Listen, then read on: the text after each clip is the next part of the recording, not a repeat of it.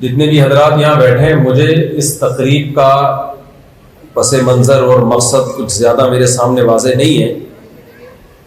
बस मुझे ये बताया गया था कि कुछ मुसलमान जमा हो रहे हैं, उनमें आपने दीन की बात करनी है, बयान करना है। मैंने ये पूछा था जो मुसलमान हैं वो किस डिज़ाइन के होंगे, किस टाइप के होंगे, ताकि मैं उस हिसाब से जहन में कोई मजमून रखूं। मुसलमानों की बहुत सारी किस्में, वो वाली किस्में नहीं जो आप समझ रहे हैं, 4 शादियों वाली, 3 शादियों वाली, 2 शादियों वाले, वो नहीं। मतलब है ताजिर बरादरी है, मजदूर पेशा है, या मुलाजिम पेशा लोग हैं, या एजुकेशन से वाबस्ता लोग हैं, किस टाइप के लोग हैं। तो अभी जब मैं आ रहा था तो मुझे बताया गया कि भाई ज़्यादातर बिजनेस से वाबस्ता लोग हैं, ताजिर बरादरी ज़्यादा है। तो मेरा ख्याल है शायद ऐसा ही है,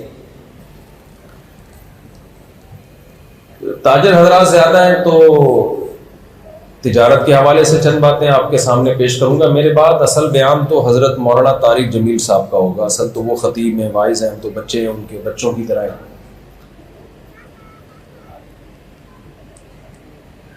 देखें, मैं कोई बहुत ज़्यादा पेचीदा बातें नहीं कर रहा आपसे।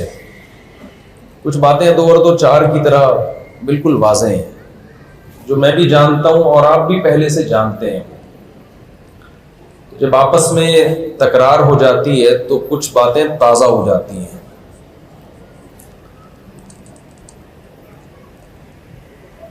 मुझे आप एक बात बताइए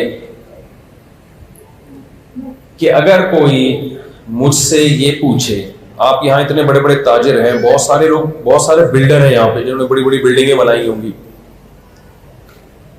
अगर मैं आपको यहाँ पर बिल्डिंगें बनाने के तरीके और कारोबार में पैसा इन्वेस्ट करने का तरीका और किस बिजनेस में कितना पैसा है, ये सब चीजें बताना शुरू कर दूं तो आपको यकीनन बुरा लगेगा। आप कहेंगे मुफ्ती साहब ये हमारा टॉपिक है, ये आपका टॉपिक। अच्छा, मैं जब सेंटेंस को नामुकम्मल छोड़ूं, इसको मेरी तरफ से हटा दें, पंखा ना डायरेक्ट मुंह पे लग रहा है। जब मैं कोई जुमला अधूरा छोड़ूंगा तो आपने उसको कंप्लीट करना है, ताकि मुझे ये एहसास हो कि आप मेरे साथ मेरी बातचीत में शरीक हैं। मैं समझा पा रहा हूं अपनी बात? जज़ाकल्लाह। तो मैं अगर आपको यहां पैसा कमाने के तरीके बताना शुरू कर दूं, बिल्डिंगें कहाँ बनानी चाहिए, कहाँ नहीं बनानी चाहिए, इस वक्त बिल्डिंग में इन्वेस्ट करने का मौका है या नहीं है, ये बताना शुरू कर दूं, मेरा ख्याल है आपको बुरा लगेगा कि मौलवी साहब ये आपका टॉपिक नहीं है, ये हमारा टॉपिक है, हमें पता है हमने किससे मशवरा लेना है। आपका जो टॉपिक है ना, काइंडली आप उस पर बात करें। क्या ख्याल है, ऐसा कहेंगे कि नहीं कहेंगे? आपको दीन की बात के लिए बुलाया गया, आप क्या ये डॉलर और करेंसी का फर्क और ये सब चीजें लेके बैठ गए? इससे हमें ये पता चलता है कि भाई दुनिया में जो जिसकी फील्ड है ना, उसको उसी मौजू पर बात करने की इजाजत है। जो जिसकी फील्ड नहीं है उसे उस टॉपिक पर बात करने की इजाजत, कंप्लीट कर लेना सेंटेंस, नहीं होनी चाहिए। आप में से कोई अगर ताजिर है, बिजनेस कर रहा है, किसी के गुर्दे में तकलीफ है और वो आपके पास आए कि आपने ये बिल्डिंग बना दी, इतनी ज़बरदस्त बिल्डिंग बनाई, अरबों रुपए इन्वेस्ट किए, उस पर करोड़ों रुपए कमाए आपने, इतने काबिल आदमी है, काइंडली मेरे गुर्दे में बहुत शदीद तकलीफ है, आप इसको ठीक करने का कोई तरीका बता दें। आप जवाब में क्या कहेंगे कि भाई आपका असल में गुर्दे का मसला नहीं, आपकी खोपड़ी का मसला है। आप गुर्दे से पहले किसका इलाज कराएं? खोपड़ी का। जो काम डॉक्टर का था उस काम के लिए आप किसके पास आ रहे हैं? बोले मेरे पास। आप कह रहे होंगे मुफ्ती साहब ये किस किस्म की मिसालें लेके बैठ गए हैं, समझाना क्या चाह रहे हैं? मैं भी समझाना जो चाह रहा हूं वो मैं आ रहा हूं उसकी तरफ। हमारे साथ बहुत बड़ा मसला ये है कि हम हर चीज हर एक से लेने की कोशिश कर रहे हैं, जिसके पास है उससे भी और जिसके पास नहीं है उससे भी।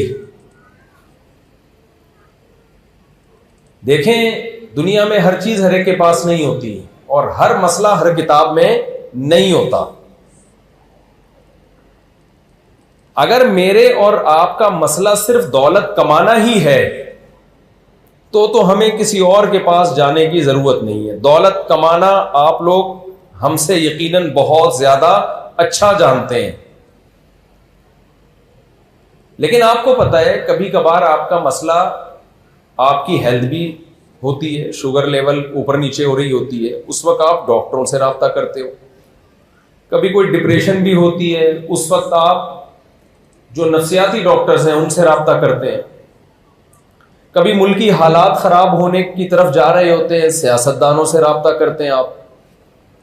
तो इससे हमें पता चला कि भाई हम कभी बेगम टेंशन दे रही होती है तो ससुराल या इसराइल से राब्ता करते हैं। ससुराल का दूसरा नाम इसराइल भी है प्यार से, और उसमें जो दामाद है ना वो फिलिस्तीनियों की तरह ही होता है ससुराल के सामने।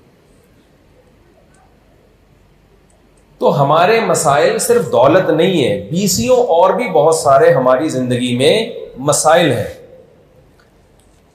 जब आपकी जिंदगी में बहुत सारे मसाइल आते हैं तो आप क्या करते हैं? यकीनन सारे मसाइल को हल करने की कोशिश करते हैं, ऐसा है ना? लेकिन उसमें तरजीह किसको देते हैं? भाई जो बड़ा मसला है उसको सबसे पहले हल किया जाए, छोटे मसलों को बाद के लिए रख दिया जाए। इसी उसूल पे जिंदगी गुजारी जाती है कि बड़े मसले पहले हल, छोटे मसले बाद।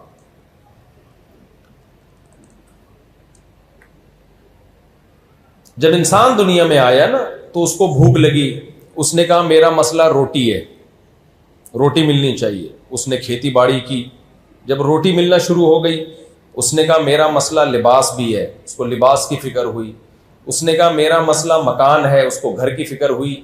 तो इन तीन चीजों में, जिसको रोटी, कपड़ा और मकान कहते हैं, कंपटीशन शुरू हो गया जो आदम अलैहिस्सलाम के जमाने से लेके अब तक चला।